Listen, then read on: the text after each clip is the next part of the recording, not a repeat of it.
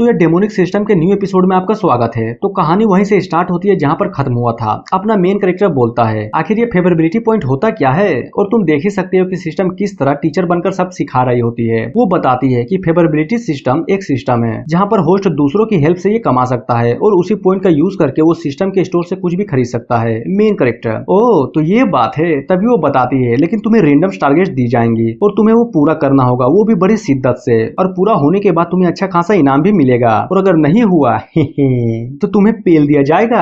और सिर्फ इतना ही नहीं, सजा के तौर पर तुम्हारी सारी पॉइंट भी काट ली जाएंगी और हो सकता है कि तुम्हारे अंक को भंग भी कर दिया जाए। समझा साले, में तेरे घोड़े को भी काट दूंगी। मेन कैरेक्टर भी लाइक अबे अबे अबे ये क्या बात हुई? पॉइंट खोना और सिस्टम खत्म होना समझ में आता है, लेकिन अंक को भंग करना और ऊपर से मेरा घोड़ा काटना, ये तो बिल्कुल नाइंसाफी हुई ना। सिस्टम तो और माई के जरूर ये रूल तुमने बनाई होगी। सिस्टम भी लाइक आज तो मौसम कुछ ज्यादा ही अच्छा है। और तभी एक बुक फेंक कर फैन को मारती है और बताती है मैंने जो कह दिया सो कह दिया और तुम्हें मानना ही पड़ेगा। तभी सिस्टम में मिशन के बारे में बताया जाता है कि जाओ जाकर कल्टीवेटर्स या डिवाइन ट्रांसफॉर्मेशन वाले को हराओ और उसकी फेवरेबिलिटी भी जीतो। अगर मिशन पूरा हुआ तो 1000 पॉइंट्स मिलेंगे और 10 लकी ड्रॉ करने का मौका भी। अगर हार गए तो सारे पॉइंट खत्म। वो बताती है ये तुम्हारा पहला मिशन है जो कि सिस्टम ने दिया है, तो जाकर ईमानदारी से कंप्लीट करो। फैन भी लाइक अपने मन में सोचता है अरे अरे अरे मासूम सिस्टम, अगर मैंने पहले ही सारे पॉइंट्स का यूज कर लिया तो मिशन पास होने या ना होने से क्या फर्क पड़ता है, क्योंकि मैंने उसे तो पहले ही खत्म कर दिया हूँगा। तभी सिस्टम बोलती है 1 मिनट, मैं शायद कुछ बताना भूल गई। क्या था वो?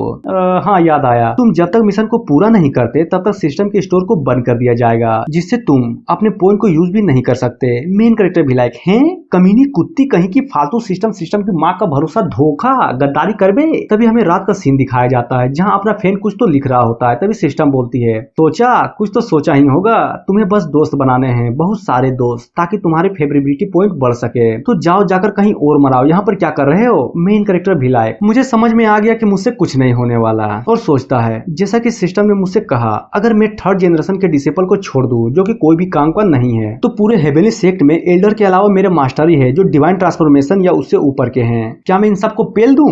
ना ना ना ना ना ना, ये लोग कुछ ज्यादा ही पावरफुल है और बहुत बड़े आदमी भी। और जहां तक मैं जानता हूँ दोस्ती से अच्छा एक रिश्ता होता है। इसका मतलब कहीं मुझे मास्टर या एल्डर के साथ संबंध तो नहीं बनाना होगा ना? ये कुछ ज्यादा ही बोल्ड हो जाएगा। और ऐसे भी हेवनली सेक्ट में प्यार मोहब्बत करना सब मना है, भले ही मैं एक प्रिंस हूँ। क्या होगा अगर सबको पता चल जाए कि मैंने किसी से प्यार किया? वो लोग तो मुझे जान से मार डालेंगे। तो मेरे लिए अच्छा यही होगा कि मैं 3rd जनरेशन को टारगेट करूं। लेकिन बाकी सब तो एक्सपीरियंस के लिए हेवनली सेक्ट से दूर गए हैं, लेकिन एक को छोड़कर अब वही मेरा टारगेट होगा। तभी हमें उस टारगेट उस लड़के को दिखाया जाता है और बताता है ये लोंडा जिसका नाम चेन है और ये 3rd जनरेशन का डिसाइपल भी है। और सबसे बड़ी बात, इसकी कुछ ज्यादा ही इज्जत है इस सेक्ट में। और जहां तक हम दोनों की बातें, हमारा रिश्ता भी उतना बुरा नहीं है, इसीलिए मुझे संबंध बनाने के बारे में नहीं सोचना चाहिए। मेरे लिए दोस्ती बनाना काफी है। और जहां तक मैं जानता हूँ हर महीने मुझे कल्टीवेशन रिपोर्ट बनाकर अपने मास्टर को भेजना पड़ता है जो कि फिलहाल सेकुलेशन में है, और इस रिपोर्ट को ले जाने के काम सीनियर चेन का होता है और वो कुछ ज्यादा ही व्यस्त होते हैं, तो मुझे नहीं लगता कि वो मुझे टाइम दे पाएंगे। एक आइडिया आया है, क्यों ना मैं एक लेटर लिखूं और इस लेटर को चेन को दे दूं। इससे हेवनली सेक्ट के रूल को भी नहीं कोई फर्क पड़ेगा और मेरा मिशन भी पूरा हो जाएगा।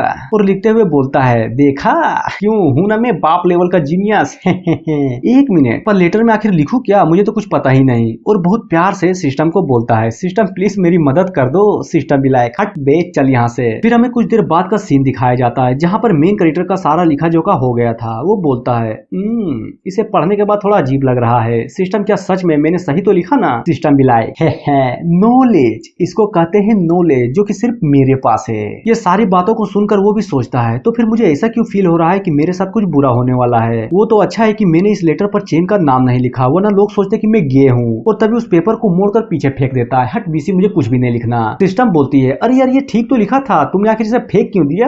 तभी सीन चेंज होता है और हमें नेक्स्ट डे का सीन दिखाया जाता है जहाँ पर चेन मेन कैरेक्टर के दरवाजे पर खड़ा होकर ठकठकाते हुए बोलता है मुझे नहीं लगता कि फैन जगह होगा और आज ही का वो दिन है जब एंसेस्टर को रिपोर्ट जमा करनी होती है। वैसे तो हर वक्त वो सेकुलेशन में रहती है और मेरे पास भी कुछ ज्यादा बड़ा टाइम नहीं है, इसलिए मुझे जल्दी करनी होगी रिपोर्ट को जमा करने के लिए। और दरवाजे को खोलते हुए बोलता है छोड़ो बीसी खुद ही कर लूंगा, वो तो कुछ ज्यादा ही थका होगा। मेन कैरेक्टर भी लाइक सोते हुए दे भगवान 30-40 बोरा नोट। मेन कैरेक्टर को सोते हुए देखकर चेन भी सोचता है जैसा कि मुझे लगा था, खैर छोड़ो जिसके लिए मैं यहाँ आया हूँ पहले वो कर लेता हूँ। और एक पेपर को उठाता है, तभी उसके नीचे उसको दूसरा पेपर दिखता है और जैसे वो उस पेपर को पढ़ता है ओ अच्छा हाँ ये बात है क्या, अरे बाप रे, ये क्या? ये लोंडा तो सच में एंसेस्टर के बारे में ये सोच रखता है। ये एक होनरेबल प्रिंस है और इसकी सोच इतनी गंदी, ये कोई छोटी बात नहीं है। मुझे जल्दी से एंसेस्टर को इसके बारे में बताना होगा, बाकी वो खुद ही देख लेंगे। और ये बोलकर वहां से चला जाता है। सिस्टम मिलाई, देखा, इसको कहते हैं धोखा, छल। सीन चेंज होता है और सेक्ट के फोरबिडन एरिया को दिखाया जाता है, जहां पर अपनी एंसेस्टर खड़ा होकर बोल रही होती है। आज मौसम कुछ ज्यादा ही बेईमान है और यही वो दिन है जब मैं सेकुलेशन से बाहर आकर दुनिया के बारे में खोज खबर करती हूँ, ताकि मुझे पता चल सके कि आखिर दुनिया में चल क्या रहा है। लेकिन सारे जासूस कुछ ज्यादा ही सुस्त हो गए हैं। लगता है ये सब मुंडन मीटर के कारण हो रहा है। तभी वो एक पेपर को पढ़ते हुए बोलती है, क्या clear sky sect 8 great immortal सेक्टों में से एक बन गया है? और ये जूलिंग, इसको इस एरा का आउटस्टैंडिंग डिसेबल भी बोला जा रहा है। क्या बकवास है। इस तरह के घोटाले के बाद वो सच में इसे बोलने की हिम्मत भी करते हैं। वो तो अच्छा है कि हमारा सेक्ट इतने लंबे समय से इन संबंधों के खिलाफ एक नियम को स्थापित किया हुआ है, वरना वो सूचा घोटाला अगर यहाँ पर होता तो मुझे मजबूरन सबके सामने आकर माफी मांगनी पड़ती। लेकिन ये सेक्ट के खुफिया विभाग आखिर कर क्या रहे हैं? कम से कम काम का इंफॉर्मेशन तो कलेक्ट करे। और ये कल्टिवेटर्स बस यहाँ वहाँ घूमते ही रहते हैं। इनके बारे में जानने के बाद तो मुझे सच में बुरा लगता है। मुझे आज भी वो दिन याद है। हेवेली सेक्ट के 3 फाउंडरों में से मेरा दूसरा भाई बहुत टैलेंटेड था, लेकिन क्या हुआ जब वो एम्परर रियल्म पर पहुंचा, तब अपने ही इनर डेमन के कारण वो मर गया। और ये सब एक लड़की के वजह से हुआ था। और मेरा बड़ा भाई, जिसने मुझसे पहले ही कह दिया, देखना लड़कियों के बिना भी मैं एक इमोर्टल बन जाऊंगा, और आखिरकार लास्ट में वो बन ही गया। और दूसरे भाई के मरने के तुरंत बाद मैंने एक नियम को बना डाला, जो कि पूरे हेवेली सेक्ट को मानना पड़ा कि आज से पूरे सेक्ट में प्यार मोहब्बत सब बंद। हालांकि बहुत सारे लोगों ने इस पर दबाव भी डाला था, लेकिन वो लोग कामयाब नहीं हो पाए। और इतना बोलते ही ये एपिसोड खत्म हो जाता है। तो मिलते हैं किसी नेक्स्ट वीडियो में। So thank you.